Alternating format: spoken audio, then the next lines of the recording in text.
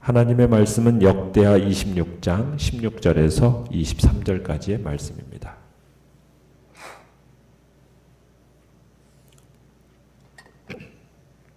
역대하 26장 16절에서 23절입니다. 우리 한 목소리로 같이 읽겠습니다. 시작. 그가 강성하여짐에 그의 마음이 교만하여 악을 행하여 그의 하나님 여호와께 범죄하되 곧 여호와의 성전에 들어가서 향단에 분향하려 한지라.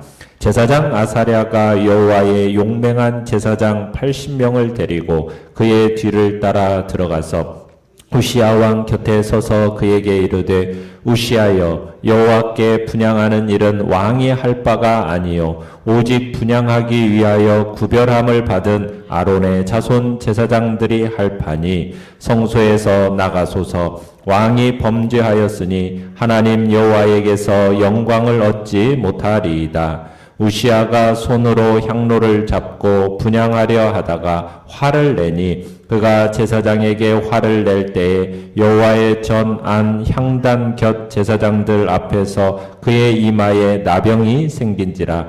대제사장 아사랴와 모든 제사장이 왕의 이마에 나병이 생겼음을 보고 성전에서 급히 쫓아내고 여호와께서 치심으로 왕도 속히 나가니라.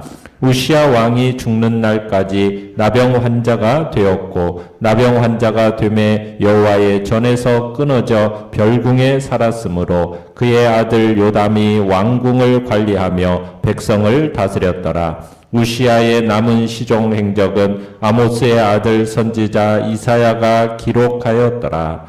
우시야가 그의 조상들과 함께 누움에 그는 나병 환자라 하여 왕들의 묘실에 접한 땅 곧 그의 조상들의 곁에 장사하니라. 그의 아들 요담이 대신하여 왕이 되니라. 아멘. 오늘 말씀의 제목은 교만함을 경계하라 라는 제목으로 말씀을 나눕니다. 우시야는 객관적으로 너무나 어려운 정황 속에서 왕위에 올랐습니다. 아버지 아마샤가 전쟁에 패해서 포로로 끌려갔었고요.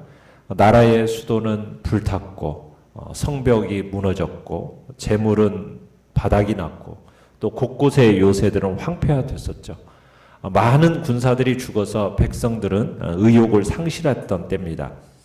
그러니까 경제적으로 파탄에 이르렀고 절망이 감싸던 때, 그때에 지금 국정 경험도 없었던 16살의 나이로 왕위에 오른 사람이 바로 우시야입니다.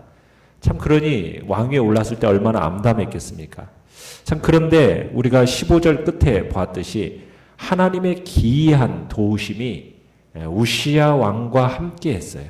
그래서 국방과 경제가 신비로울 정도로 빠른 속도로 회복되기 시작한 겁니다. 자, 내용관찰 문제 1번을 보시면은 그렇게 강성해진 우시야가 여호와께 범죄한 것은 무엇입니까? 자, 하나님의 기이한 도우심을 힘입어서 나라를 발전시킨 이 우시야 왕이었지만 나라가 커가니까 그가 어떻게 되었습니까? 그의 마음이 교만해졌습니다. 16절에 그런 거죠. 그가 강성하여짐에 그의 마음이 교만하여 악을 행하여 그의 하나님께 범죄하되. 여기서 악을 행했다라는 단어는 그냥 악이 아니고 파멸당할 악을 행했다라는 뜻입니다. 무슨 악이 그토록 무서운 심판을 받게 했을까요? 우리가 계속 보면 우시야는 제사장만이 할 수 있는 일인 성전 안에 있는 분향단에 향 피우는 일을 스스로 하고자 했던 겁니다. 율법은 성전의 향단에 분향하는 일은 레위 사람들 중에서도 아론의 후손인 제사장들만 할 수 있다고 하나님께서 정해 놓으셨습니다. 그러니까 제사장에게만 위임된 그 향 피우는 일을 지금 왕인 우시야가 한다는 것은 결국은 그 율법을 어기게 되는 것이고 하나님을 거스르는 죄를 저지르게 되는 겁니다. 그러니까 하나님이 우시야와 함께 하시면서 하는 일마다 잘 되고 축복해 주시니까 주님께서 그에게 제사장직까지 허락하신 줄 알고 지금 기고만장했다는 얘기죠. 그래서 아마 우시아는 자기가 이스라엘 역사상 유일하게 성전 분향단에서 향 피우는 왕으로 기억되고 싶었는지도 모르겠습니다. 자, 내용 관찰 문제 2번을 보시면 성전에서 직접 분향하려고 한 우시아를 막아선 사람은 누구이며 그 결과 우시아는 어떻게 되었습니까? 자, 17절을 보시면은 놀란 대제사장이 80명의 제사장들을 데리고 성전에 들어가서 기어이 자기가 여호와께 향을 피우겠다 이는 그 왕을 말립니다. 아사랴가 많은 제사장들을 이끌고 들어간 것으로 보아서 지금 우시아는 상당한 규모의 수행원들을 동반하고 성전에 들어간 것으로 생각이 됩니다. 그러니까 아사랴는 지금 우시아에게 주님께 향 피우는 일은 레위 자손들 중에서도 아론의 자손들만 할 수 있는 일이니 향을 피워서 죄 짓는 일을 하지 마시고 속히 성전을 떠나십시오 하고 지금 18절에 명령을 내렸어요. 이 얘기는 하나님의 직결 심판이 임할 수도 있다라는 어떤 경고적인 이 내용입니다. 자, 아사랴 제사장은 이 얘기를 할 때도 죽을 각오를 하면서 단호하게 지금 왕에게 대항했던 겁니다. 만약 이때라도 이 우시아가 자기의 잘못을 시인하고 돌았으면 됐습니다. 그러나 향을 피우려던 우시아가 지금 아사랴 제사장의 말을 듣고 어떻게 반응하고 있습니까? 화를 냅니다. 화를 내면서 향로를 잡고 억지로 분향하려 합니다. 자, 향을 피우려던 우시아가 이 아사랴 제사장의 말을 듣고 화를 내는 순간 어떤 일이 벌어졌습니까? 19절에 보니까 하나님의 진노의 손길이 우시아를 칩니다. 그러니까 당시 의학으로는 치유받을 길이 없는 저주의 병이죠. 문둥병, 나병. 나병이 순식간에 이 우시아의 몸을 덮어버린 겁니다. 결국 제사장들의 권유에도 이 거룩한 공간에서 떠나기를 거부했던 우시아가 하나님의 심판을 받아버리니까 급히 그곳을 떠나야 했던 겁니다. 이마에 난 문둥병을 보고 제사장들이 급히 우시아를 성전에서 쫓아낸 겁니다. 그 이후에 우시아는 거룩한 곳에 있을 수가 없는 사람이 되어버렸죠. 졸지에 문둥병자가 되어버린 겁니다. 나병 환자가 되어버린 이 우시아는 죽는 날까지 문둥병을 앓았다. 이렇게 얘기하고 있어요. 우시아는 여생 동안 성전 출입이 허락되지 않았고 격리된 궁에서 살아야만 했습니다. 그러니까 우시아는 살아있는 동안 아들 요담을 앞세워서 유다를 다스리게 되었죠. 우시아, 주님께 좀 더 가까이 가고자 하는 마음이었는지 어쩌는지 모르겠습니다. 그러나 하나님이 주신 율법과 규례를 무시하면서 주님께 나아가는 것, 그것은 하나님의 거룩하신 영역을 침범하는 범죄입니다. 이런 경우에 하나님은 분명하게 책임을 물으십니다. 그래서 우시아는 결국 사람들로부터 격리되어서 죽는 날까지 별궁에 홀로 기거하다가 쓸쓸하게 숨을 거두게 됩니다. 자, 연구학 묵상 문제 3번입니다. 자, 우시아가 하나님께 심판을 받게 된 두 가지 이유는 무엇입니까? 첫 번째는 왕권과 신권을 분명히 하나님께서는 구분하시는 것이 하나님의 뜻이었어요.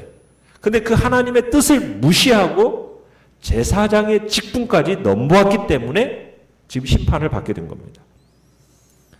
우시아가 이런 죄를 저지른 이유는 아마 당시 고대 근동에서는 왕권과 신권이 일치된 것을 본받아서 자신이 제사장 직분까지 수행할 수 있다라는 어떤 그런 생각에 따른 것이었지 않을까 생각이 듭니다. 왜냐하면 이 당시에 애굽이나 바벨론이나 아수르나 시돈 등 이런 데서는요, 왕이 어떤 정치적 행정적인 수장일 뿐만 아니라 종교적인 측면에 있어서도 최고의 제사장 역할을 수행했었어요. 그러니까 왕이 행정뿐만 아니라 종교까지도 지배했었다는 얘기입니다. 그러니까 우시아는 이들의 어떤 제국의 왕들과 같이 대내외적으로 어떤 여러 가지 공적을 세우니까 이 이방의 왕들을 본받아서 자신이 정치적인 영역에서만이 아니라 종교적인 영역에서도 자기가 최고의 지도자의 역할을 수행하고 싶은 그런 욕망이 그 마음속에 올라왔던 겁니다. 그러면서 이런 범죄를 저지르게 된 거예요. 그런데 이것은 하나님의 율법의 말씀에 정면 배치되는 겁니다. 이런 일을 수행하랬던 우시아는 결국 하나님의 말씀과 하나님의 권위에 도전하는 죄악을 범한 거예요. 이보다 더 심각한 것은 두 번째로 뭐냐면 그 행동을 책망한 제사장의 경고에 오히려 어떻게 한 겁니까? 화를 내고 그리고 강행했다라는 겁니다. 하나님이 주신 율법에 따라서 말하는 제사장에게 화를 냈다라는 것은 하나님을 무시한 것과 같은 겁니다. 만류하는 제사장을 밀쳐내는 우시야. 어떻게 보면 그는 이미 하나님께 예배드리는 사람이 아니었습니다. 나는 이미 무엇이든지 못할 게 없는 왕이다 하면서 자신을 신격화시키려는 어떻게 보면 야심덩어리가 되어버렸던 거죠. 그러니까 지금 우시아가 건드린 것은 단순히 향로의 문제가 아닙니다. 왕의 왕이신 하나님의 영광과 그분의 권위를 건드린 거예요. 그 어떤 인간도 설령 자기가 왕이라 할지라도 그래서는 안 되는 거였습니다. 하나님의 말씀과 그분이 세우신 권위에 도전하는 것이야말로 가장 무섭고 중한 죄입니다. 그 어떤 죄보다도 하나님의 무서운 심판을 피하지 못하게 되는 겁니다. 교회 안에서도 이런 일들이 자행이 되어집니다. 우시아의 행태는 우시아의 행태와 같은 잘못을 저지르는 사람들은 대개 어떤 사람들이 이런 잘못을 저지르느냐면 우시아와 같이 하나님의 은혜를 받았다는 사람들입니다.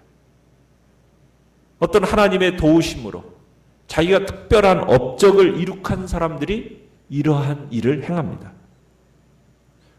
그들 모두는 자신들이 이러한 업적으로 인해서 자신들이 무슨 특별한 존재라도 된 것이냐 자기 스스로 원하는 대로 처신할 때가 있습니다. 심지어 그들은 교회 안에서 자신이 지켜야 할 도리까지도 업신여기고 목회자의 권위와 교회의 질서를 파괴하는 일을 저지르기도 합니다. 그리하여 자신들과 아무런 상관없는 그 영역까지도 관여하려고 하고 결국에는 자기 생각에 따라서 좌지우지하려고 하죠. 그러나 그것은 교회 안에 질서를 세우시고 이를 아름답게 지켜나가려고 계획하신 하나님의 권위와 그분의 말씀에 대한 도전입니다. 이 같은 일을 저지르면 주님의 몸된 교회와 주님이 세우신 권위에 도전한 것에 대한 응분에 보응당할 수밖에 없다라는 것. 우리는 기억해야 된다는 얘기입니다. 느낀 점 4번입니다.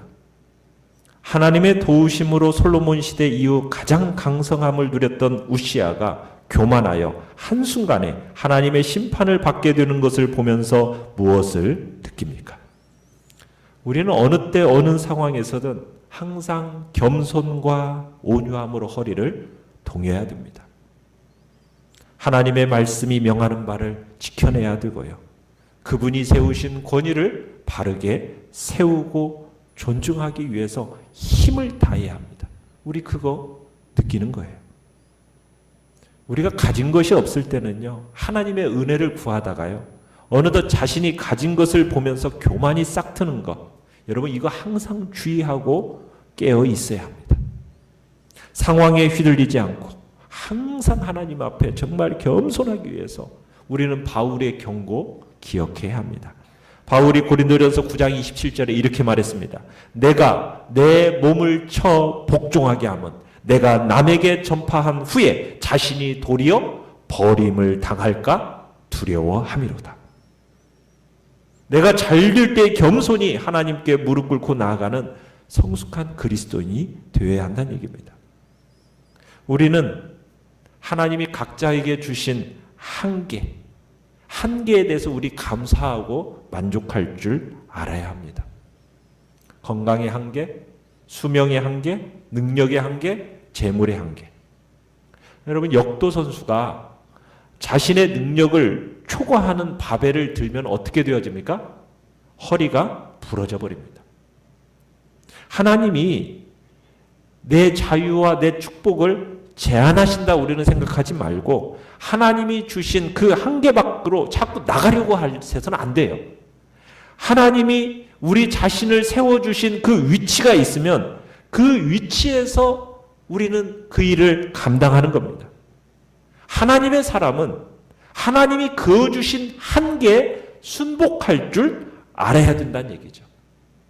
아무리 자신이 최고의 책임자라 할지라도 함부로 아무거나 하려고 설쳐서는 안 되는 겁니다. 제 아무리 왕이라 해도 우시아처럼 과욕을 부려서는 안 된다는 거죠. 성공하면 성공했다고 너무 오버해서도 안 되고 분수를 지켜내야 됩니다. 하나님이 줄로 재어주신 구역, 그 구역 안에서 우리는 만족할 줄 알아야 됨을 성경은 우리에게 이야기하고 있는 겁니다. 결단과 적용 5번입니다. 하나님의 은혜를 잊은 채 모든 일을 내 힘으로 이룬 줄 알고 교만한 적은 없습니까? 일생 동안 교만하지 않고 겸손한 삶을 살아가기 위해 생활 속에서 내가 할 수 있는 것은 무엇입니까? 오늘의 기도 같이 읽겠습니다. 시작. 비천할 때나 부할 때나 항상 하나님의 은혜를 구하며 늘 깨어 겸손한 삶을 살게 하소서. 아멘. 우리 말씀을 생각하면서 기도하시고요. 연약한 우리의 지체들을 위해서 기도해 주십시오. 주께서 이 코로나 바이러스 시대 속에서 긍휼과 자비하심을 달라고 또 주께서 또 잠잠케 하는 은혜를 주시고 백신이 속히 만들어지며 그 속에서 하나님의 선한 뜻을 우리에게 보여달라고 주여 우리 세 번 부르짖으면서 합심해서